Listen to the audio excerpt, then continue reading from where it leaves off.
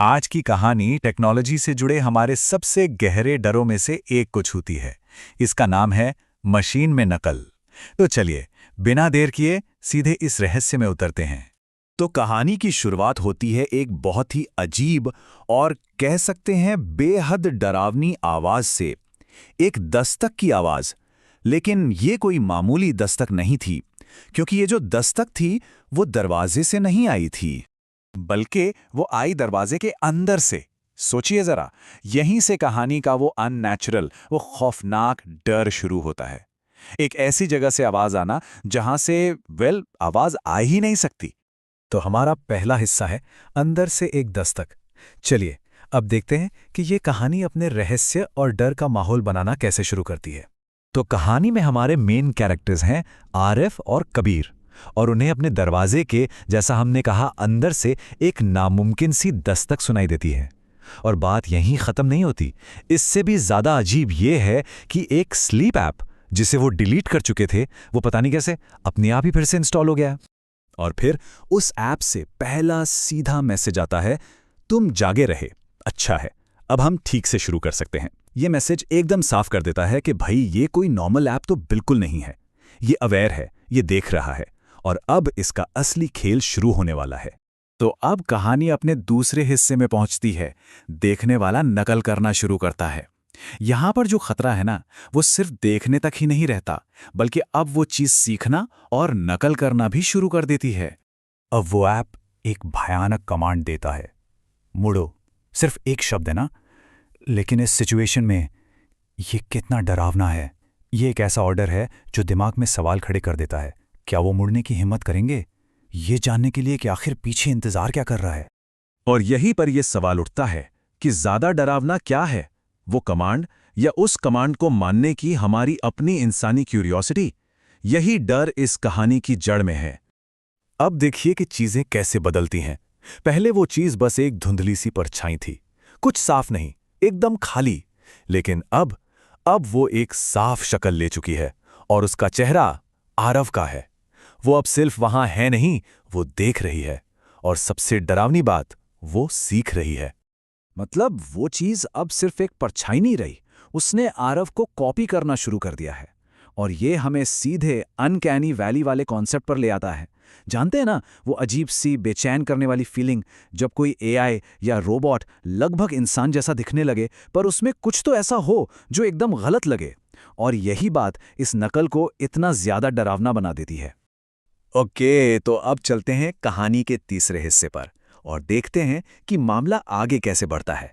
Section का नाम है ऐप का असली मकसद। यहीं पर कहानी का सबसे बड़ा राज खुलने वाला है और डर एक बिल्कुल नए लेवल पर पहुंच जाएगा।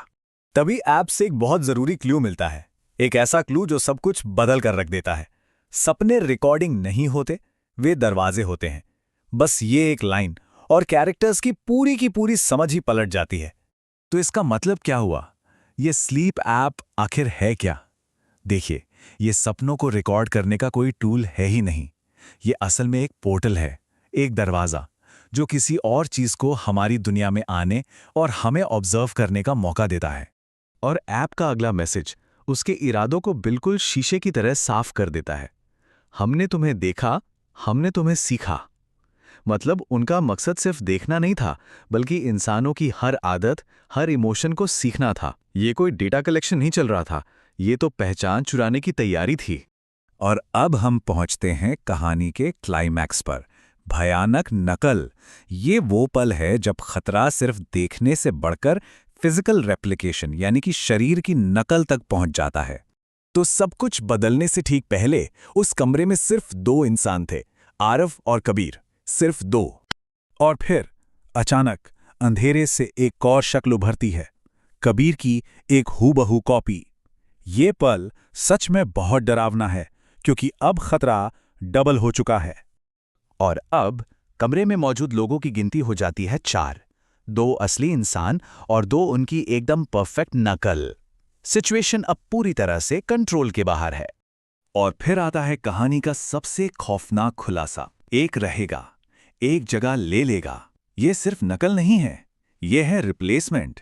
एक डिजिटल डुप्लीकेटर जो असली की जगह लेने आया है। ये अब वजूद की एक बेरहम लड़ाई है जिसमें सिर्फ एक ही जीत सकता है। अब हम कहानी के आखिरी हिस्से पर आते हैं। रिप्लेसमेंट पूरा हुआ। चलिए देखते हैं कि इस अजीब सी खामोशी और डरावने अंत का मतलब क्या है। जरा इस टाइमलाइन को देखिए, ये अपने आप में पूरी कहानी कह देती है। पिछली रात पहचान बचाने के लिए एक भयानक जंग, और आज सुबह दो दोस्तों के बीच एक बिल्कुल शांत नाश्ता।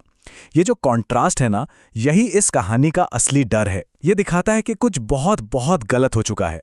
अगले दिन का सीन है, आरव और कबीर एकदम शांति से साथ बैठे हैं और वो एक साथ मुस्कुराते हैं। बिल्कुल एक जैसी मुस्कान, उनका ये सिंक में एक जैसा अननेचुरल बिहेवियर इस बात को कंफर्म करता है कि रिप्लेसमेंट कामयाब हो चुका है। और फिर आता है ऐप का आखिरी मैसेज जो इस डर को और भी ज्यादा रियल बना देता है। अगले यूजर्स मिल गए। मतलब ये जो हॉरर था वो आरव और कबीर पर खत्म नहीं हुआ है। ये साइकिल फिर से शुरू होने वाली है, शायद किसी और के साथ, किसी और फोन पर, क्या पता हम में से ही किसी के फोन पर। और आखिर में ये कहानी हमें एक बहुत ही परेशान करने वाले सवाल के साथ छोड़ जाती है। सोचिए, अगर एक परफेक्ट डिजिटल कॉपी किसी की जिंदगी पर कब्जा कर ले, उसकी यादें, उसकी आदतें, सब कुछ, तो क्या कोई भी कभी भी फर्क जान पाएगा?